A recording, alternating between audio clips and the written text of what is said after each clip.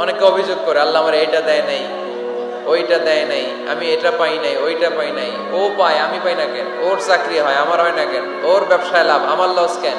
ওর বউ সুন্দরী, আমারটা কালা কেন? আছে না নাই? না, অভিযোগ করবেন না। আপনি যে অবস্থানে থেকে অখুশি, আপনি যেই অবস্থানে থেকে আল্লাহর কাছে অভিযোগ করতেছেন, আপনার এই অবস্থানে আসার জন্য অনেকে আল্লাহর কাছে দোয়া করতেছে, ঠিক কিনা? কিন্তু আপনি এই অবস্থানে খুশি না। অনেকে এই অবস্থানে আসতে চায়, তাদের স্বপ্ন যে তারা একদিন আপনার স্থানে আসবে, কিন্তু আপনি আপনার জায়গায় থেকে খুশি না। এজন্য উনজুর ইলা মান হুয়া আসফালা মিনকা, তোমার চেয়ে যে খারাপ অবস্থায় আছে তার দিকে তাকাও, তাহলে তোমার মনের দুঃখ ঘুচিয়ে দিবে কে?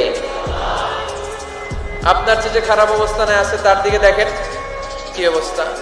আপনি এইটা চান, ওইটা চান, কত কিছু লাগবে আপনার। হসপিটালে যে দেখেন ক্যান্সারে আক্রান্ত রোগীদের কি অবস্থা দেখেন। ক্যান্সার যার নেই কোনো অ্যান্সার, বাঁচবে না সে। ওরে যে জিজ্ঞেস করেন, ভাই আমি তো বাড়ি চাই, গাড়ি চাই, আমার অনেক অভিযোগ, আমি এটা চাই, ওটা চাই, তুমি কি চাও? ক্যান্সার আক্রান্ত রোগীটা বলবে, আমি কিচ্ছু চাই না, আমি খালি বাঁচতে চাই। ক্যান্সার আক্রান্ত রোগীটা কি চায়? শুধু কি চায়? বাঁচতে চায়। আর আমাদের অনেক কিছু লাগবে। এজন্য বেঁচে যে আছি, এই জন্যই আলহামদুলিল্লাহ।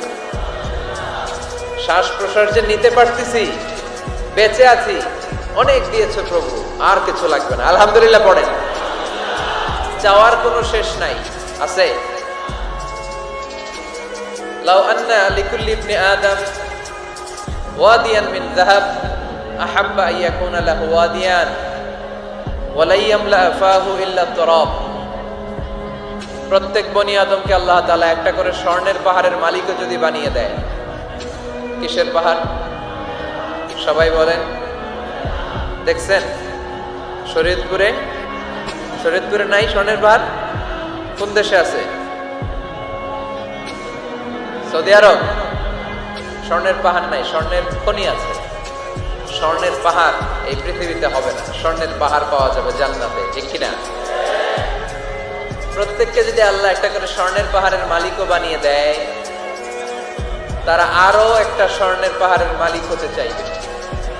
আচ্ছা বুঝে শুনে উত্তর দেন তো, আল্লাহ যদি আমাকে একটা স্বর্ণের পাহাড়ের মালিক বানিয়ে দেয়, আমার 14 পুরুষ এই পাহাড়, স্বর্ণের পাহাড় কেটে কেটে ভেঙে ভেঙে বিক্রি করে খেয়েও এই পাহাড়ের অর্ধেকও কি শেষ করতে পারবো? তাহলে আরেকটা লাগবে কেন? স্বভাব, ঠিক কিনা? স্বভাব কি? তো একটা স্বর্ণের পাহাড়ের মালিক যদি আমি হই, আমার 14 পুরুষ খেয়েও শেষ করতে পারবে, তারপরেও আমি আরেকটা কেন চাই? স্বভাব। আল্লাহর হাবিব বললেন এটা স্বভাব। ওয়ালা ইয়ামলা আফাহু ইল্লা তুরাব। কবরের মাটি ছাড়া কোনো কিছুই তার এই জিহ্বাটারে থামাতে পারবে। যার আছে যত বেশি, তার আরো চাই তত বেশি। মানুষের আছে যত বেশি, তার চাই তত বেশি। শেখ সাদি রাহিমাহুল্লাহ, ইরানের বিখ্যাত কবি, বালাগাল উলা বিকামালিহি কাশাফাত দুজা বিজামালিহি, এই কবিতা লিখে বিখ্যাত হয়েছিলেন। তো ওনার একটা সময় আর্থিক দৈন্যতা যাচ্ছিল, টাকা পয়সা ছিল না, ফলে পায়ে দেওয়ার মতো জুতা ছিল না। কি ছিল না? জুতা ছিল না। তো খুব আফসোস করে একদিন মনে মনে আল্লাহরে বলে, আল্লাহ আমি এত বড় কবি, আমার পায়ে দেওয়ার মতো জুতা নাই। আহা, আফসোস করে ঘর থেকে বের হয়েছে। বের হয়ে দেখে এক ভিক্ষুক ভিক্ষা করে, ওই ভিক্ষুকের 2টা পাই নাই। ভিক্ষুকের 2টা, আর কবি সাহেবের কি নাই? জুতা নাই। কবি সাহেব যখন এই দৃশ্য দেখছে, হায় রে, আমার তো পা আছে, এর তো পাই নাই, সেজদায় পড়ে গেল। আর আল্লাহরে বলে, আল্লাহ শুকর, আলহামদুলিল্লাহ, বেশ ভালো আছি, আর কিছু লাগবে না। এজন্য শান্তি হচ্ছে শুকর আলহামদুলিল্লাহর ভিতরে। শান্তি কিসের ভিতরে? শুকর আলহামদুলিল্লাহর ভিতরে। এজন্য আওয়াজ করে পড়েন আলহামদুলিল্লাহ। আপনার চাহিদার কোনোদিন শেষ হবে না। দেখবেন যার পা নাই, সে পা দেখে আফসোস করে, ইস লোকটা হেঁটে যায়, কি সুন্দর যায়, আমি তো হাঁটতে পারি না, যদি হাঁটতে পারতাম, যদি 2টা পা থাকতো। যার পা আছে, সে সাইকেলওয়ালাদেরকে দেখে আফসোস করে, ইস আমার যদি একটা সাইকেল থাকতো তাহলে তার হাঁটা লাগতো না, সাইকেল দিয়ে বাজারে যেতাম। যার সাইকেল আছে সে আবার হুন্ডাওয়ালাদেরকে দেখে আফসোস করে, ইস একটা হুন্ডা যদি থাকতো তাহলে তো ভো ভো করা যাইতো না। হুন্ডাওয়ালার আফসোস আছে প্রাইভেট কারওয়ালাদের দেখে, তারা আফসোস করে ইস আমার যদি একটা কার থাকতো তাহলে তো কার চালাইতে পারতাম। যাদের প্রাইভেট কার এদেরও আফসোস আছে, ইস আমার যদি একটা হেলিকপ্টার যদি থাকতো তাহলে তো উড়াল মারতে পারতাম, ঠিক না? হেলিকপ্টার ওয়ালাদেরও আফসোস আছে, আমার যদি একটা জেট প্লেন থাকতো, jet plane, private jet plane, ও প্রিন্স ওয়ালিদ বিন তালালের মতো 70% মেড অফ গোল্ড, তার একটা জেট প্লেন আছে, এটার 70% স্বর্ণ দিয়ে বানানো। তার মানে চাওয়ার কোনো শেষ আছে নাই। সুখ শান্তি যদি চান অলওয়েজ পড়বেন আলহামদুলিল্লাহ। কে পড়বেন? টাকা যার বেশি টেনশন তার বেশি। সাধারণত টাকা যার বেশি রোগ তার বেশি, টাকা যার বেশি শান্তি তার কম। আপনি খোঁজ নিয়ে দেখেন, 1000 কোটি টাকার মালিক, ঘরে শান্তি নাই, স্ত্রীর সাথে মনোমালিন্য, স্ত্রী যায় একদিকে উনি যায় আরেকদিকে, পোলায় কই যায় পোলায় নিজেও জানে না, মেয়ের অবস্থা খারাপ, আরেক ছেলের সাথে হাঁটে। তো এই হচ্ছে এদের লাইফস্টাইল। সবাই না, আল্লাহওয়ালা যারা তারা ভিন্ন। রাতে এদের ঘুম হয় না, অনেকগুলো ঘুমের ট্যাবলেট খেয়ে ঘুমাতে হয়, ঘুম আসে না, ঘুম আসে না। কিন্তু রিক্সাওয়ালা, কুলিওয়ালা, দিনমজুর, এদের রোগ বালাই আছে? কথা বলেন। খাওয়ার সমস্যা আছে, ঘুমের সমস্যা আছে, শুইলেই ঘুম আসে, যেখানে রাইত ওইখানেই গাই। ঘুমাইতে দেরি, নাক ডাকতে দেরি হয় না, ওর নাকের ডাকের আওয়াজে ট্রাকের ইঞ্জিনও ফেল। শান্তির ঘুম। এই জন্য সবসময় শান্তি খুঁজতে হবে। কি খুঁজবো? শান্তি দেওয়ার মালিক কে? আল্লাহ তুমি এই দেশটাকে শান্তিময় করো, শরীয়তপুরটাকে তুমি শান্তিময় করো, আজকের মাহফিলটারে কবুল করো। শামসুল হক শিকদার জামি মসজিদ কমিটির উদ্যোগে 10ম বার্ষিক তাফসীরুল কোরআনের মাহফিল, স্থান জাজিরা, কেন্দ্রীয় ঈদগাহ ময়দান। এটা জাজিরার নাম অনেক শুনেছি আমি, আসা হয় নাই, এই প্রথম আসলাম আলহামদুলিল্লাহ। 3 দিন ব্যাপী তাফসীরুল কোরআনের প্রোগ্রামের আজ 3য় রজনী। আমার আগে কথা বলেছে মুফতি কাজী মোহাম্মদ ইব্রাহিম, গতকাল কথা বলেছে মাওলানা এম হাসিবুর রহমান, কথা বলেছে মাওলানা আব্দুল খালেক শরীয়তপুরী। যারাই কথা বলেছে কোরআন হাদিসের আলোকে যা বলেছে আমরা যেন আমল করতে পারি, আল্লাহ তৌফিক দান করো। সঙ্গীত পরিবেশনায় ছিল মশিউর রহমান সুর সম্রাট, অ্যাডভোকেট রোকনুজ্জামান ইসলামী সঙ্গীত শিল্পী, star voice champion Imtiaz Ahmed. আজকের প্রোগ্রামের প্রধান অতিথি জননেতা জনাব ইকবাল হোসেন অপু সাহেব, মাননীয় সংসদ সদস্য শরীয়তপুর 1 আসন, আসছেন উনি প্রতিনিধি হিসেবে, চেয়ারম্যান সাহেব যিনি বক্তব্য রাখলেন, সুন্দর বক্তব্য রেখেছেন উনি। বিশেষ অতিথি জননেতা আলহাজ মোবারক আলী শিকদার, চেয়ারম্যান উপজেলা পরিষদ জাজিরা। মাশাআল্লাহ, কত সুন্দর ইসলামের পক্ষে কথা বললো। এরকম চেয়ারম্যান আমরা চাই কি চাই না? অনেক চেয়ারম্যান মাহফিল বন্ধ করে দেয়, আছে না নাই? এগুলো ওনারা ভুল করে, ওনাদের উচিত মাহফিলগুলোতে আসা। যেমন আপনাদের চেয়ারম্যান এসেছে, আপনাদের ভালোবাসায় সিক্ত হয়েছে, ঠিক কিনা? আপনাদের দোয়া নিয়ে গিয়েছে, দোয়ার দরকার আছে না নাই? দোয়ার অনেক দাম। এজন্য জনপ্রতিনিধি যারা, আমি ওনাদেরকে বিনয়ের সাথে বলবো আপনারা মাহফিলগুলোতে আসবেন, এসে জনগণকে সালাম দিয়ে যাবেন, দোয়া নিয়ে যাবেন, দোয়ার অনেক দরকার। অতিথি হিসেবে আরো আছে জনাব মোহাম্মদ ইউনুস ব্যাপারী, জিএম নুরুল হক সাহেব, মোহাম্মদ ওমর ফারুক সাহেব। যারাই এসেছে আল্লাহ সবাইকে কবুল করো।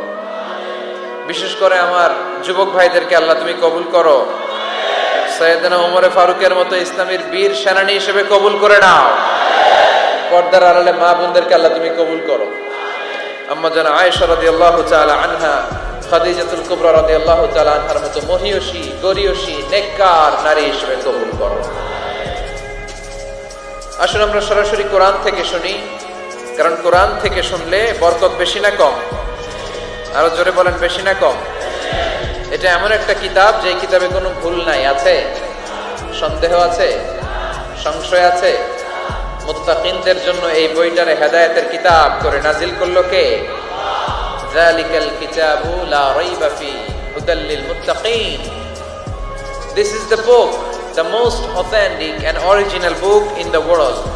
whereof there is no doubt in it and a guidance to those who are muttaqin. এটা এমন বই যে বইয়ে কোনো ভুল নাই, কোনো সন্দেহ নাই, কোনো সংশয় নাই।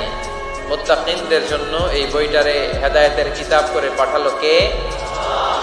আবার আল্লাহ বলেন কিতাবুন আনজালনাহু ইলাইকা লিতুখরিজান নাসা মিনায-যুলুমাতি ইলান-নূর। নবী হে, এই কিতাবকে আমি নাজিল করেছি অন্ধকারাচ্ছন্ন মানুষগুলোকে আলোর পথ দেখাতে, বামপন্থী গুলারে ডানপন্থী বানাতে, জাহান্নামী গুলারে জান্নাতি বানাতে। এই কিতাব যদি কেউ পড়ে সে মানুষের মতো মানুষ হয়। ওই মানুষ কখনো অন্যায় করে না। এই কিতাব যে পড়ে এবং মানে, এই কিতাবের শিক্ষাকে যে নিজের মধ্যে ধারণ করে সে কখনো মিথ্যা বলে না, মা বাবার সাথে বেয়াদবি করে না। ওই আলোকিত মানুষটা কখনো টেন্ডারবাজি করে না, চাঁদাবাজি করে না, দুর্নীতিতে চ্যাম্পিয়ন হয় না, ক্যাসিনো ব্যবসায় নামে না।